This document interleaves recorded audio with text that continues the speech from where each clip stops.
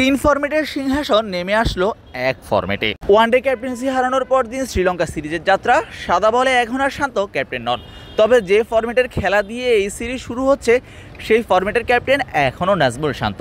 যাওয়ার আগের দিন প্রেস মিটে যেটা বলে গেলেন সেই হিসেবে তিনি আরও 1 বছর বাংলাদেশের টেস্ট অধিনায়ক। মুখে মাস্ক থাকার কারণে টাইগারদের টেস্ট ক্যাপ্টেনের ফেসিয়াল এক্সপ্রেশনটা আপাতত এই সিরিজের আগে বোঝা যায়নি। টিমম্যান হিসেবে শান্তর বেশ খ্যাতি আছে। শ্রীলঙ্কা সিরিজেও 3 ফরম্যাটেই শান্ত থাকবেন সেটা একরকম নিশ্চিত।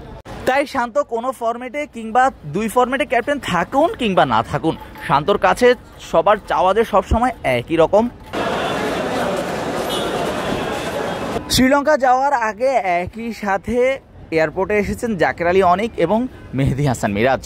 ওয়ানডে দলের ক্যাপ্টেনের গাড়িতে করে দুজনের এয়ারপোর্টে আসা। দিনে দিনে 3 ফরম্যাটেই বাংলাদেশের নির্ভরতার নাম হয়ে উঠছেন জাকের আলী অনিক। লিটন টেস্টে ফেরা জাকের উইকেট কিপিং করবেন কিনা সেটা নিয়ে একটা প্রশ্ন তো চলেই আসছে। অন্যদিকে মিরাজের জন্য অন্যরকম এক যাত্রা শুরু। এর আগেও বাংলাদেশের ক্যাপ্টেন হিসেবে ওয়েস্ট ইন্ডিজের টেস্ট এবং ওয়ানডেতে ক্যাপ্টেন্সি করেছেন, ম্যাচও জিতেছেন। তবে সেবার অফিসিয়াল ক্যাপ্টেন হিসেবে তিনি ছিলেন না।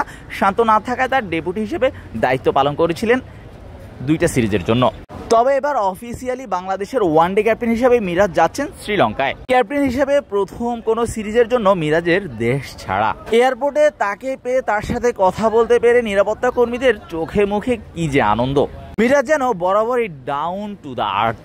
ওয়ানডেতে বাংলাদেশ দলের ক্যাপ্টেন, টেস্টে ভাইস ক্যাপ্টেন, এছাড়াও টি-20তে মিরাজ আবার রেগুলার হতে শুরু করেছেন। সব মিলিয়ে এই সিরিজটা মিরাজের জন্য একরকম নতুন একটা চ্যালেঞ্জের মিশনও বটে। এই সিরিজটা এনামূলক বিজয়ের জন্য অনেক বড় একটা চ্যালেঞ্জ। শোনা যাচ্ছে শান্ত করবেন টেস্টে ওপেনিং। সেক্ষেত্রে যার নামটা এই ক্ষেত্রে কাটা পড়তে পারে সেটা এনামুল হক বিজয়, কারণ গত টেস্টে সাদমান সেঞ্চুরি করেছেন, তাকে খুব স্বাভাবিকভাবেই বসানোর কথা না। এনামুল হক বিজয় 39 রান করেছিলেন, সাদমানকে ভালো সঙ্গ দিয়েছিলেন। তবে যদি ম্যানেজমেন্ট বিকল্প চিন্তা করে সেক্ষেত্রে যদি শান্ত আসেন সেক্ষেত্রে ওপেনার হিসাবে কাটা পড়বে এনামুল হক বিজয়ের নাম। তাই বিজয় যদি সুযোগ পান সেটা তাকে বাধ্যতামূলকভাবেই কাজে লাগাতে হবে টিকে থাকতে হলে। তবে সবচেয়ে চাপে থাকা ক্রিকেটার এই মুহূর্তে খুব সম্ভবত মুশফিকুর রহিম। টেস্টে রান পাচ্ছেন না, খেলছেনই একটা ফরম্যাট, সেটাতেও রান না করায় মুশফিককে নিয়ে অনেক সমালোচনা হচ্ছে চারদিকে। আছেন শততম টেস্ট খেলার অপেক্ষায়। শ্রীলঙ্কায় 2টা ম্যাচ খেললে সেটা 98 হবে। জিম্বাবুয়ের বিপক্ষে সবশেষ ইনিংসে তিনি 40 রান করেছেন, তবে রান আউট হয়েছেন। এর আগে লম্বা একটা সময় ধরে রান পাচ্ছিলেন না, তাই সমালোচনা হওয়াটাই তো স্বাভাবিক। তবে মুশফিক এক্সপেরিয়েন্স ক্যাম্পেইনার, তার কাছে সবার প্রত্যাশাও বেশি। আবার এটাও অনেকেই বিশ্বাস করেন মুশফিক ফিরতে খুব বেশি সময় লাগবে না। দলে যেমন অভিজ্ঞতার প্রয়োজন আছে, তেমনি গলে আছে মুশফিকের একটা ডাবল সেঞ্চুরি, যে মাঠে কিনা প্রথম টেস্ট। তাই মুশফিক নিজেই নিজের অনুপ্রেরণা হতে পারেন এই মুহূর্তে। ওপেনিং নিয়ে অনেক সমালোচনা হচ্ছিল, কথা হচ্ছিল ওপেনাররা রান পাচ্ছিলেন না। তবে সাদমান মাঝে মাঝে ইনিংস বিল্ড আপ করেও বড় ইনিংস করতে পারছিলেন না। পাকিস্তানের 93, ওয়েস্ট ইন্ডিজে একটা 50, আরেকটা ইনিংসে 46, ভারতে একটা 50, অর্থাৎ সবখানে রান পাচ্ছিলেন, কিন্তু স্কোরগুলোকে খুব একটা বড় করতে পারছিলেন না। যেটা খুব দরকার ছিল সেটাই জিম্বাবুয়ে সিরিজে পেয়েছেন। বড় ইনিংস খেলেছেন, বড় জুটি করেছেন, সেঞ্চুরি করেছেন, অর্থাৎ সাদমান আপাতত লেটার মার্ক পেয়েই পাস করেছেন। তাই শ্রীলঙ্কা সিরিজের আগে তাকে নিয়ে চাপটা কম। অন্তত ওপেনিংয়ে এক পাশ নিয়ে ভয় কমলো। বিমানবন্দরে ভক্তরা সাদমানকে পেয়েছেন, আর একটা ছবি তুলে রাখবেন না তা কি করে হয়। সাদমান যখন আনুষ্ঠানিকতার বেড়াজালে আটকে গেলেন তখনই সবাই এসে তার সাথে একটা করে ছবি তুলছিলেন। একেই বলে হয়তোবা খ্যাতির বিড়ম্বনা। শ্রীলঙ্কা সিরিজেও বাংলাদেশ ভালো কিছু করতে হলে টপ অর্ডার, বিশেষ করে ওপেনাররা ভালো কিছু করতে হবে। সাদমান যেহেতু ফিক্সড, তাই সাদমানের জন্য কাজটা অনেকখানি নির্ভর হয়ে করার সুযোগটা থাকছে, কারণ বাংলাদেশ শ্রীলঙ্কায় যাচ্ছে এনামুল হক বিজয় এবং সাদমান 2 ওপেনারকে নিয়ে।